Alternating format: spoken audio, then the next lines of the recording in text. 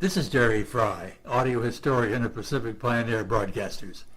The following is the professional history of a PPB member told by himself in his own fashion on this August 11th of 2014. These programs are being recorded in order to compile firsthand a living history of the members of our organization and stories of their professional experiences. Many of our members began in what is called the golden age of radio and television, and this is an attempt to preserve as much data as possible for succeeding generations. This recording is not intended for broadcast without first obtaining permission from Pacific Pioneer Broadcasters. With me today in Studio City, California at the CBS Studio Center is a member of the other part of the broadcasting industry, the engineering group. The guys without whom we would not be on the air, because they do the job that requires the most expertise and the most knowledge, while the rest of us just sit and read scripts normally or talk off the top of our heads. Richard Burden is with me. Richard is a member of the board of directors of Pacific Pioneer Broadcasters, and I'm delighted to have him with us this afternoon. Hi, Dick. It's great to be here. Hey, nice to have you here.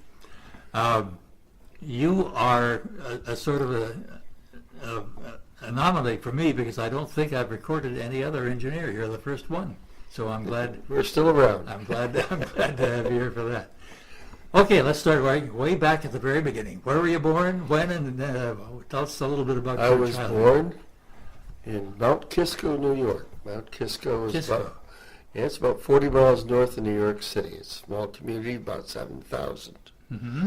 I was born in 1931, okay. August 4, so I'm 83 now. Yeah.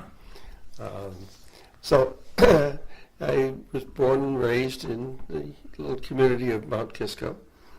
I played all three sports in high school, enjoyed them. Mm-hmm. Wanted to be a major league pitcher. Did you really?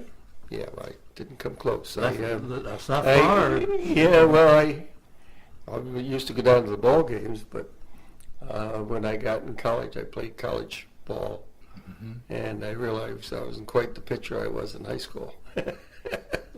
What were your parents? How were they in Mount Kisco? My dad was phys ed director at He the was? schools. At the high school? Yeah. My mom was a teacher, but she sort of retired to bring up my sister and myself. Were they natives to that area? No, my dad came from up near Rochester, New York. Mm. And my mother came from just across the river from Poughkeepsie, New York. I see. And they met in Mount Kisco. And both being school teachers, that's how they met. Great.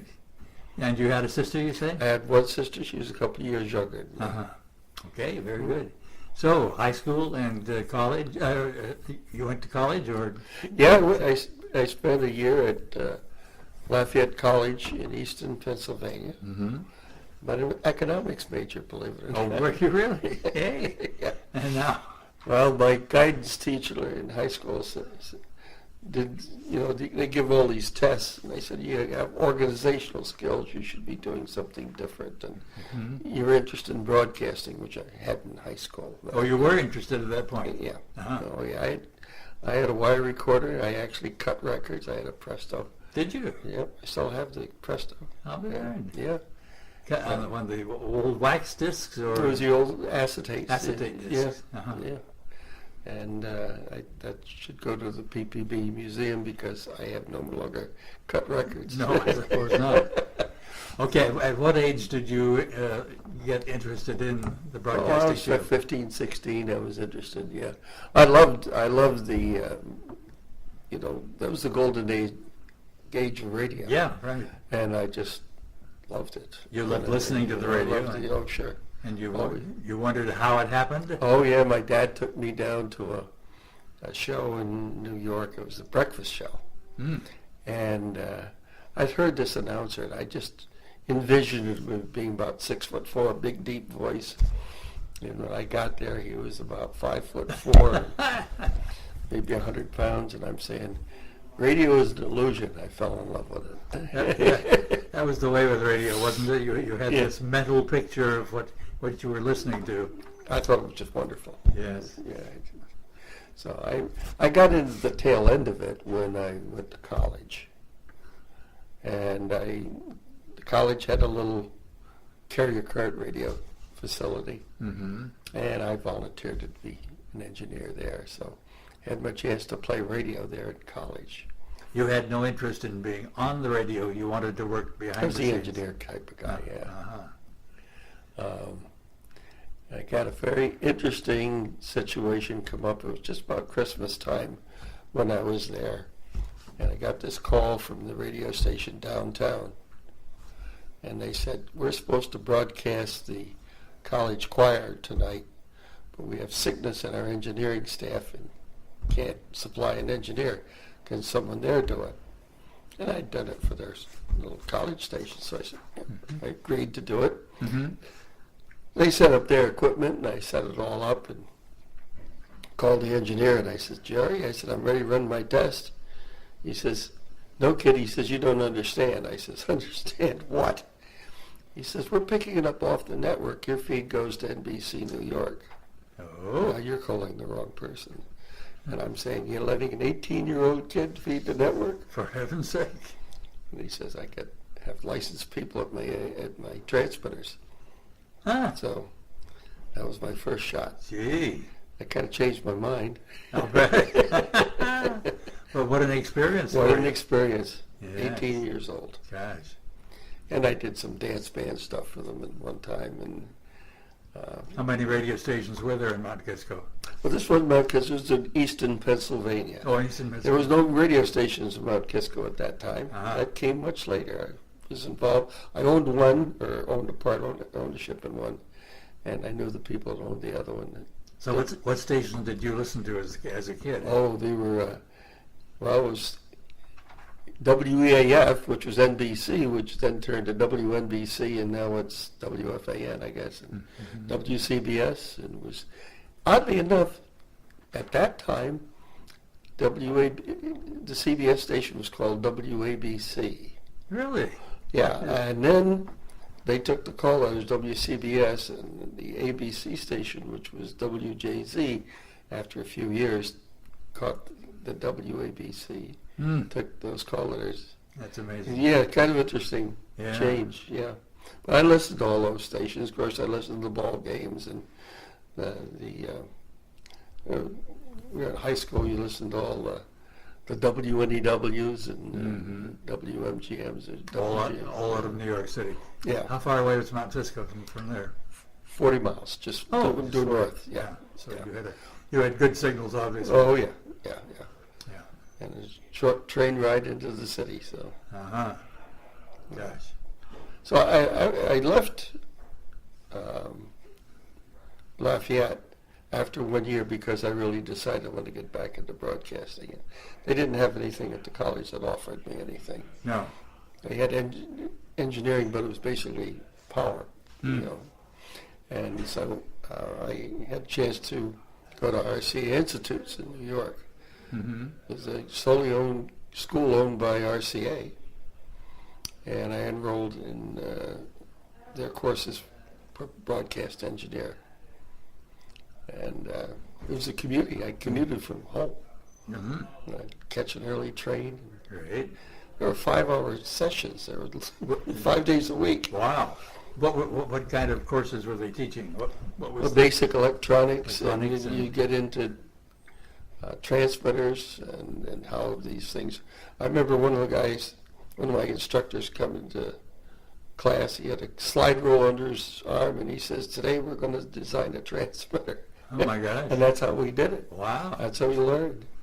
Yeah, so you got it was a good course. Yes, and I think they so. had no problem with getting their graduates, finding employment for them. I thought that was a real plus.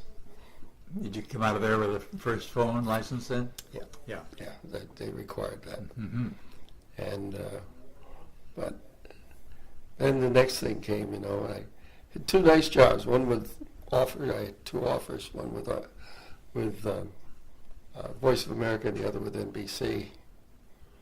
And until I looked at my 1A status, and I said, "Let's wait." The war was beckoning. And I was Korean. Uh-huh. And so I was looking on the bulletin board as to what there might be for me. And there was a opportunity at Fort Monmouth, New Jersey to teach electronics. And the president of the school was a fellow by the name of Major General George L. Van Dusen. Interesting little guy, and he said, let's take a look at you.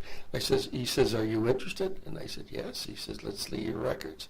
Looked at my records, and he says, I think I could recommend you. So that's kind of nice. Mm-hmm. And when I'm down at Fort Monmouth, and I did get the job, and when I was down there, I found that he was commandant of Fort Monmouth during World War II. Oh, he was? So he's well known. Oh, yes. Huh. Interesting fella. Yes. Nice fella. I struck up a friendship with him. We did correspond for a while, and I think he passed away. Well, Fort Monmouth was the headquarters of the Army Signal Corps, as I recall. Corps. Yeah. So I was teaching in the signal school. Mm-hmm. Yeah. Did you enter the Army at any point? Yeah, I joined the reserves. Uh-huh. Figured I'll start putting in my time. Good idea. And that I was in about 6 months, and they called me to active duty. Yes. Well, I was involved in a very interesting project. I just happened in my rotation to pick up a group of people that were automobile mechanics, and they were going to learn, electronics. And so I had to modify the course a little bit to meet their needs. Mm-hmm. And when they got through, they wound up with a better grade average than normal guys coming through, which had some electronics background. Sure. And then the question is, what are you doing? And I'm saying, I'm putting more lab into the thing, and I'm teaching it this way. And they thought that was a pretty good idea, and we started to change the thing over. And then I got called to active duty from the reserves. Mm-hmm. So I turned in my resignation. Sure. But the powers to be there got to the general, and I got a chance to return. Took my basic training, came back to Fort Monmouth to teach. Where did you take basic? It was Camp Gordon at that time in Georgia, Augusta, Georgia. Yeah. Mm-hmm. Pretty area. Yeah. Mm-hmm. So I did that and came back and wore a uniform and did the same thing. Mm-hmm. And was there for about a year. Great. And then we had a big issue. Better than Korea, huh? Well, yeah, better than Korea.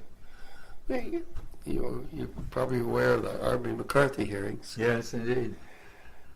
Well, we moved our section. I was in charge of what they call a phase of it, and they moved our section over into another set of buildings, and they're not really ready for us, and we had to rebuild them and stuff like that. And I had an area for my restricted material, my classified material, that wasn't properly secured, and I kept sending notes to this colonel who was supposed to be in charge of that, and never got done.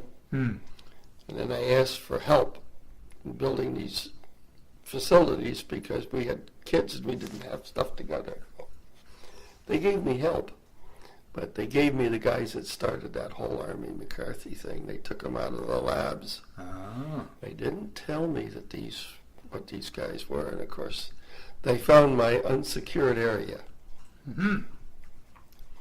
And then there was a big brouhaha. So I was fortunate. They removed me because I had an MOS, just instructor radar. I never ran a radar set. So. Yeah, you just... So I wasn't qualified to do that. And the only place they had instructors for radar was at Fort Monmouth. So, but I did have another MOS, and that was broadcasting. And Armed Forces Radio had an opening for me. So. And I spent my final year there. Where? In Fort Monmouth, in New York at Armed Forces Radio. On 57th Street. Yeah, but that was before that. I was down at 641 Washington. Oh, you were? I didn't know that. That's before my time, I guess. Yeah. Hmm. Yeah. I think Ray Bream had been there a couple of years before me. Uh-huh. But it was a great year because they'd send me out to the ball games. Yeah. And I'd take my glove. As close to the major leagues I was ever going to get. Who was calling the games for Armed Forces Radio then? Do you recall? There was Gordon Bridge. Gordon Bridge, yeah. Gordon, and then George Balamasi. Know them both very well. Yep. George worked for me for many years at the Hollywood Broadcast Center. Yeah. Yeah. They were the two sports guys. So I worked with them. And I got a yogiism. Mm-hmm. I think it was Gordon that came down. He said, we got to do this interview. They need you in the booth. I'm saying, where do you want me? And Yogi puts his arm around me. He says, when you come to a fork in the road, take it. Good old Yogi. Yeah, because when we'd record Casey Stengel, and I'd hand them the tape, and they looked at me, and I said, my job was to record it. You figure out what he said. Of course. Of course. I never came back with anything I ever could understand. Oh, boy. And then I also did the Dodgers. And Vin Scully was there. Vin was there then when I was doing it. It was 1954. Yeah, he was a young man then. Yeah. Yep. And got to know Roy Campanella very well. And Jackie Robinson, who I just loved.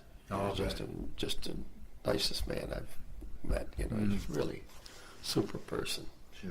Always give us an interview, always pleasant. He showed up in my hometown a number of years later, and a friend of mine owned the radio station in town, and they'd been on the air so many years, and I'd done a lot of favors for them, and so I got invited. Mm-hmm.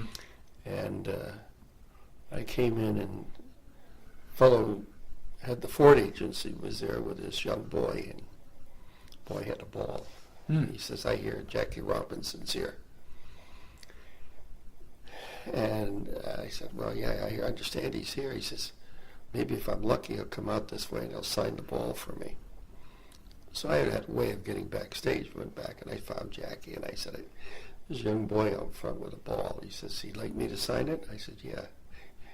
And I said, maybe on your way out? He said, no, bring him backstage. Huh? Hmm. So I took the kid, I brought him backstage. He shook his hand, he signed the ball, and then he gave him a great big hug. Oh, my goodness. This kid was about 4 feet off the ground I'll going back to bet his he was. father. Oh, my He'll goodness. never forget that day, and I won't forget Jackie Robinson. Gosh, what a guy.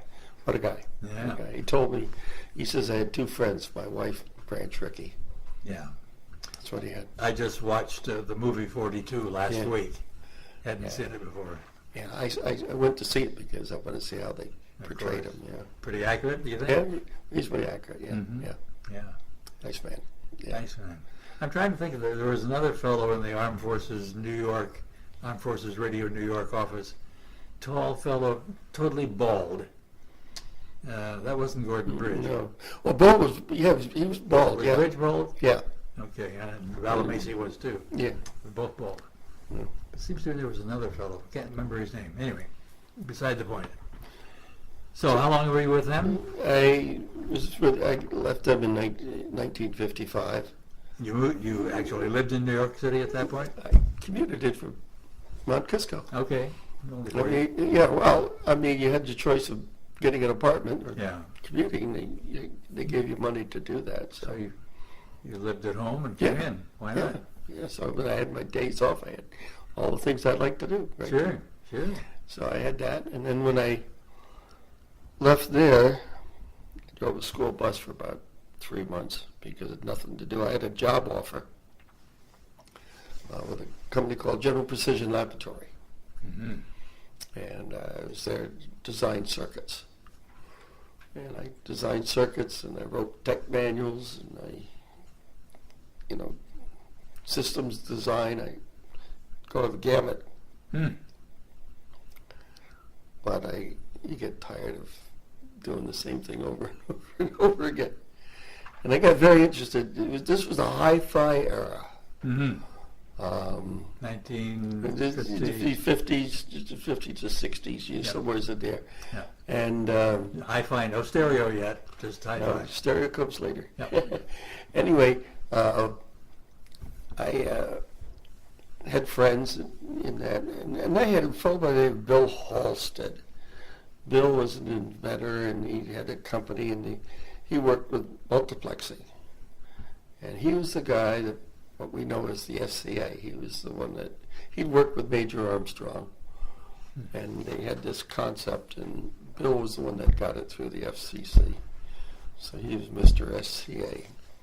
And when it came to FM stereo, we were going to modify one of those channels to do that. And he got me interested in it. Mm-hmm. And I spent some time with him, and then up came this National Stereophonic Radio Committee. This is a group of about 25 people who organized the various systems that were proposed, put together a test system, set up transmitting plant, receiving location, ran the tests, and then gave all the information to the FCC. This was in New York? No, well, we had a lot of meetings in New York. Most of the meetings were at IEEE headquarters in New York. Mm-hmm. Started in 1959. Yeah, 1959. And we put stuff together. No, 1958, because, yeah, we were working on it all year in 59. And then in 60, we actually made the measurements. Mm-hmm. August of 1960. And that's when I left General Precision Laboratory, because I was asked to be there for all of this, not just for the Halstead, but for all of them. A fellow from the FCC asked me if I would do that. Where was General Precision Laboratory? In Pleasantville, New York, which In was just Pleasantville. about 5-10 miles from Mount Kisco, that's all. Mm-hmm. And but the measurements, we used KDKA FM, Mm-hmm. and the transmitter was in Pittsburgh, and we were quite a distance away from them in a little burg called Uniontown, and we set up a receiving site at a motel, and that's where we made all the measurements. It took us almost a month to get it done. Mm-hmm. Interesting, we'd start at midnight and work to 6. Oh. And NAB came in, they gave us a bathtub full of beer. They put raw of ice, raw of beer, raw of ice, raw of beer. Oh. Hey, yeah. Bound to get work done that We way. got a lot of work done.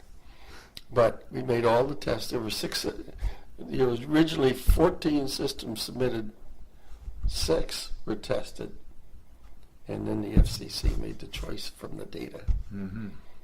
And I was telling the fellow from Thousand Oaks Library, the FCC has got, maybe some 3 inches thick with all the measurements. I have a box which is going to go to PPB of the whole proceedings. Oh. I'm the last guy left out of the group. Are you really? Yeah. Uh-huh. So I'd like to see them have Sure. that. Oh, Yeah. that'd be great. I also found the other day the tapes, we made up tapes with certain musical segments in it Mm-hmm. to see what it would sound like. They all sounded pretty much the same. You couldn't hear much difference. Mm-hmm. They're all close, but you all gave up something different to make it work. Now these were stereo tapes. These were stereo tapes, and it was made up, one of the committees made up the tapes. Mm-hmm. And I had the original tapes that they handed out. Were stereophonic discs available at that They point? were around, but we didn't use them. We used tape. It was just, they were, So stereo was on the market, was just beginning. As Oh, yeah. As far as phonograph records were concerned. yeah, they came out in like 58. We were in 2 years later. They were out. Yeah. There was stuff around. But it made it desirable to have a way of presenting that stereophonic sound on the air. Yeah. Yeah. So that was in 1961. The NAB show, they announced it. Mm-hmm.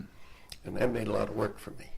Yeah, I We suppose were so. putting in facilities and doing singing, Still going to working, meetings, and still working for General Precision? no, I left them when I Okay. they wouldn't give me a leave of absence. I wanted to have a leave of absence to go do the test. They wouldn't give it to me, so I left them. Hmm. And I was making no So money. you were testing by using two separate FM stations? Well, we did all sorts of things. We actually had subcarriers. When we were testing the Halsted system, we had a station in Brookfield, Connecticut. He had the transmitter and I had the receiver. And we ran all our tests. We talked to each other.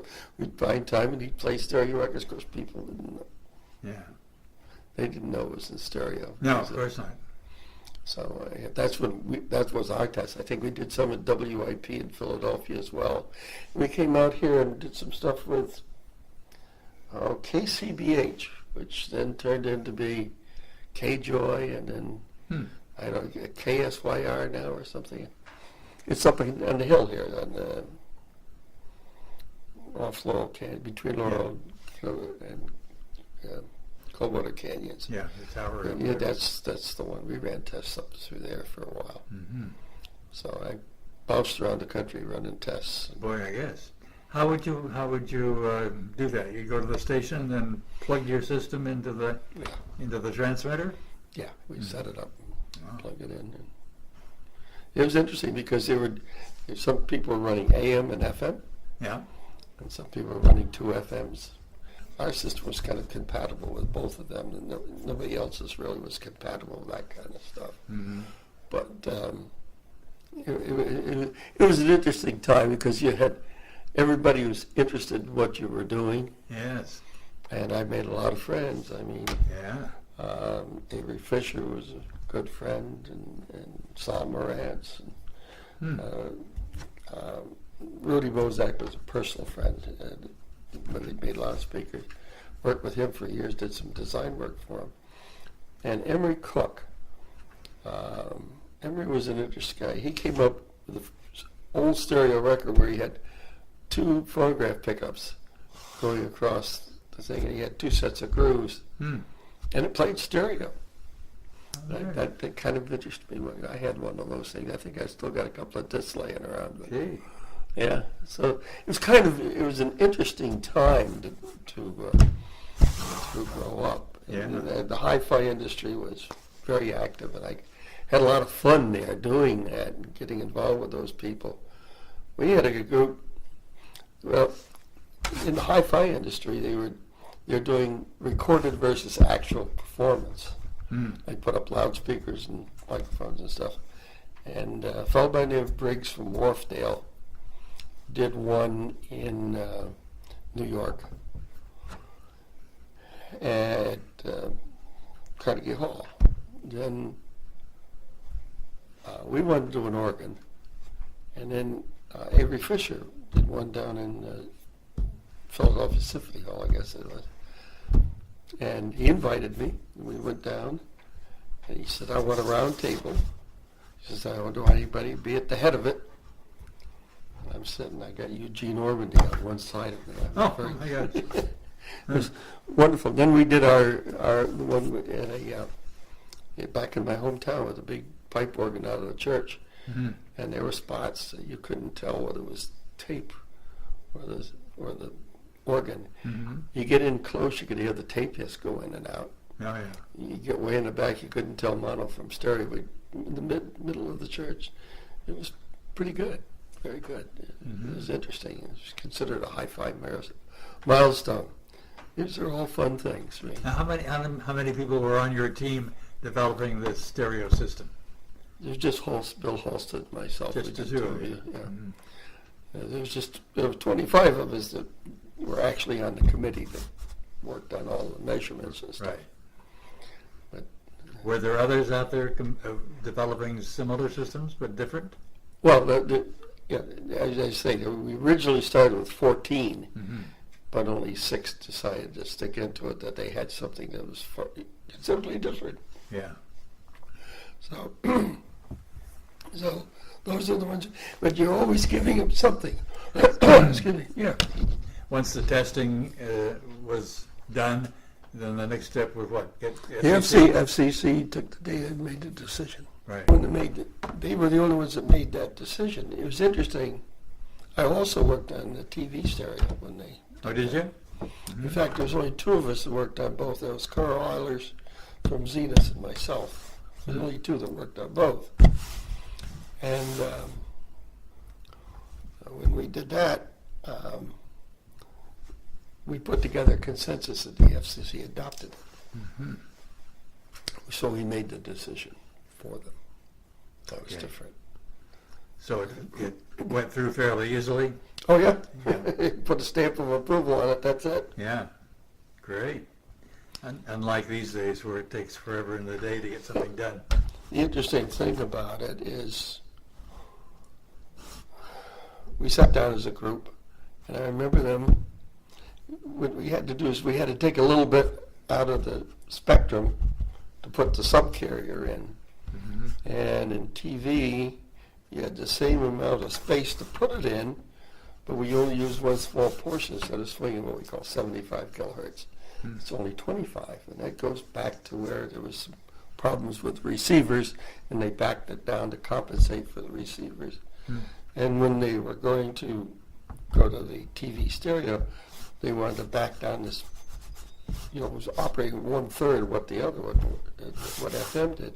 I'm saying, no, you got all this room, you can put extra power in the subcarrier. Oh, you can't do that. Mm-hmm. Well, yes, you can, and yes, they did. That was my contribution to it. And the result of that is that worked very well. I also forgot to tell you one thing about the FM stereo. Bill and FM was poor in those days. And so we wanted to use the subcarrier for something else like storecasting or something special, during the day, and maybe run stereo at night. So we came up with this concept of when it's in stereo, we put a signal out that would recognize it's in stereo, put a little light on, and flip the thing to stereo. Mm-hmm. Ever see the stereo light? Yeah, sure. I have the patent on that. Do you really? Yeah. Huh. No money, but I have the patent. For heaven's sake. Yeah. Yes. Yeah. So. Used to drive me nuts on a receiver I had where the signal was going in and out of stereo. Yeah. The light would come on and then it would go off. Oh, yeah. And then it would be half on. Yeah. Oh, boy. Yeah. Well, you've had an interesting life. Interesting time. Yeah. Did you ever work for a radio or television station, per se? I did a lot of engineering for them, but I never worked as an employee. Yeah, you were a consultant type. I was a consultant type to a lot of radio stations. I was consultant to Fairchild, met Sherman, and, a long time ago. We got a call from NBC, and they were interested in some of the attenuators and stuff that we were putting in. They were looking at a new console, and they wanted us to get involved in it. So I got sent over to NBC to look at it. And I really didn't like the design of it. I didn't feel they were going to get what they wanted for the way it was built. Mm-hmm. And I felt that we got involved in it and it didn't make it, that we'd have a problem. So Sure. I went back and I said, I'm concerned. And the president of Fairchild at that time, Don Plunkett, sent in a no bid. And next day, he gets a call. Hey, Don, how come the no bid? Well, we sent a guy over there, and he was kind of concerned about the design. He didn't think you were going to get the results you wanted. And he said there was a pause. And I said, send him back. So we went back, and we came up with a completely new design, which you see all the new consoles follow this kind of stuff. This is late 60s, where we had a desk with controls, and all the audio was in a rack sitting next to it. Our stuff today is a lot more sophisticated than we had, but that was the change in concept. Yeah. And from the job I turned down, we built 6 of them at $68,000 a piece. This is late 60s. First one went to Huntley Brinkley Report. Second one went to Tonight Show when it was still in New York. Uh-huh. And the third one was the pool console for the Republican convention. And the others went into studios as they built them. But I see. this is a great run for something that was turned down. Yes. I was considered their best salesman. I guess. That's terrific. Yeah. Did you ever get involved with Gates on anything? No, I knew of them and I saw a lot of their product. Yeah. Yeah. Had a chance to work with them. But I was involved with General Electronic Labs. They were out of the Boston area, out of Cambridge. And Bauer Electronics and a whole bunch of manufacturers. In fact, I was their engineering guy when they had a situation. I would go out. And I sold their product as well. Ah. Yeah. Did you say you knew Bose? No, No. Bozak. Bozak. Yeah. Bozak, Yeah. yeah. Yeah. Yeah. Yeah, we put a system in Hollywood Bowl in the early 70s. Did you? Yeah. I just watched, as a matter of fact, yesterday, the Verdi Requiem done at the Hollywood Bowl some time ago. It was on PBS a couple of months ago. Yeah. And was observing of those huge speakers up there. Oh, yeah. Boy. We had a bunch of them. I did a thing with, for the New York Philharmonic Metropolitan Opera. They had a portable band shell. And we built a sound system for them. Wow. Yeah. Now, I Going back to New assume, York. I assume all those speakers at the Hollywood Bowl, for instance, and all of the I keep lights and changing them all everything, the time. they must take them down during the winter months so that the I rain, don't, the rain doesn't get into them? Or they're all weatherproof. They're all weatherproof. Oh, so they can stay up. Yeah. Yeah. Okay. Yeah. Curious. Yeah.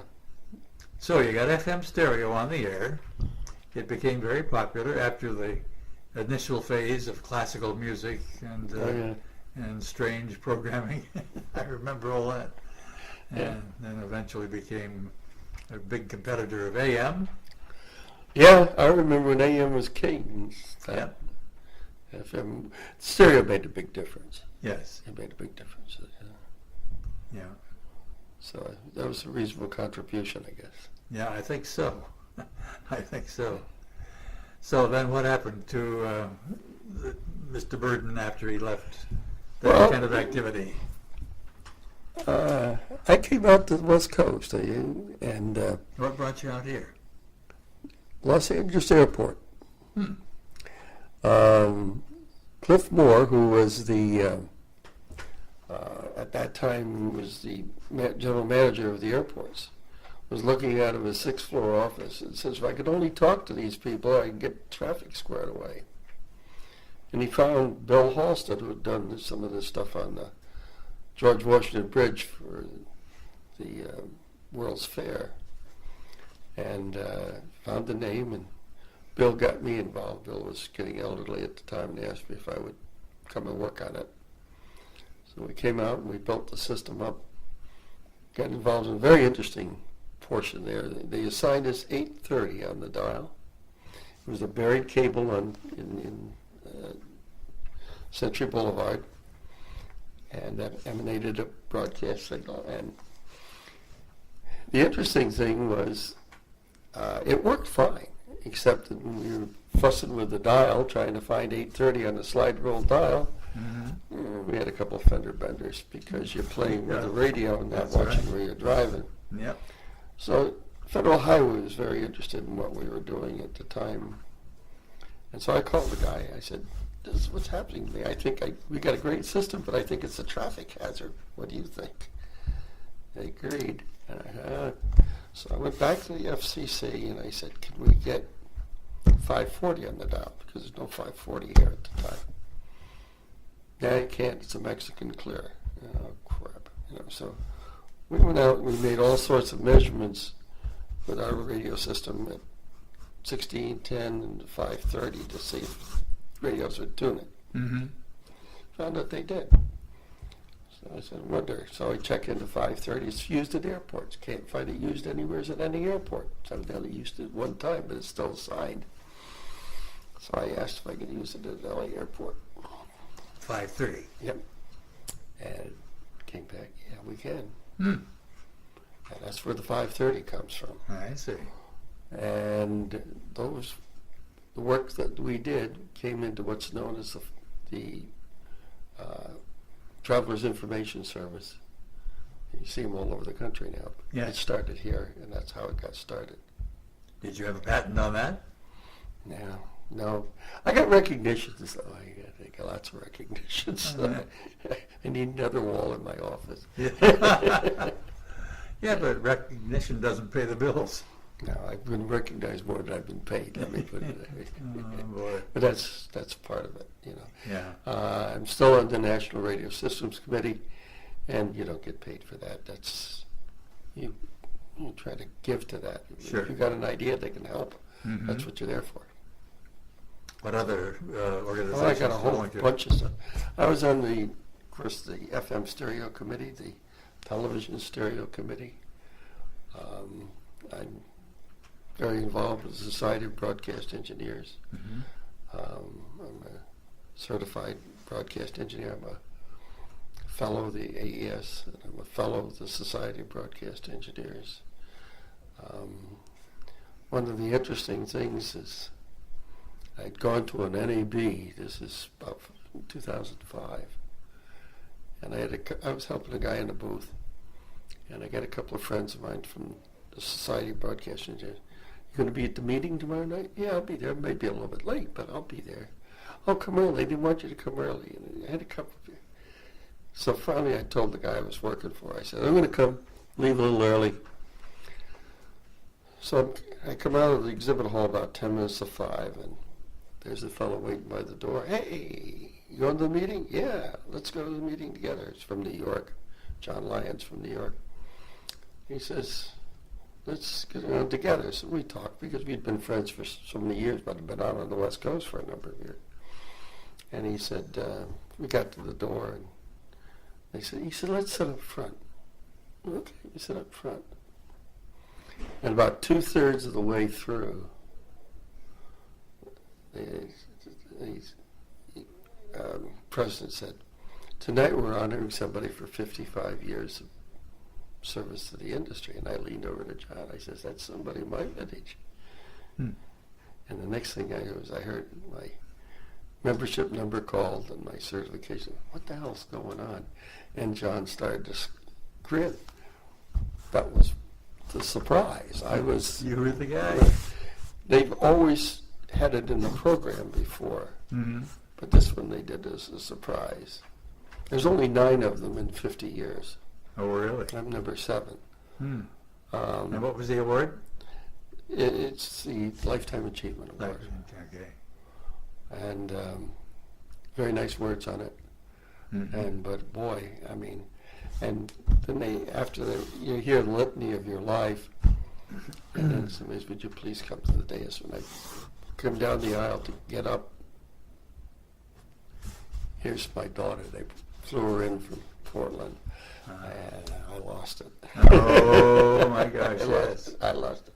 Sure. At that point, I was totally surprised when I realized what they'd done. It was really, really very nice. So Great. yeah.